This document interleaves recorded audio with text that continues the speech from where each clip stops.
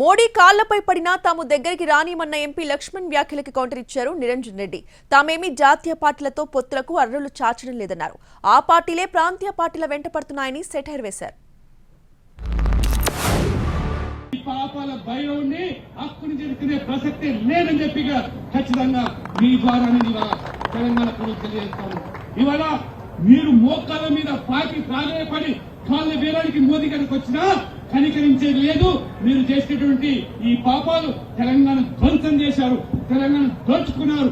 ఈ కుటుంబం బాగుపడింది కానీ నా పేద ప్రజల బతుకులు ఆగమైపోయినాయి. కాబట్టి మిమ్మల్ని ఆదుకునే లేదు.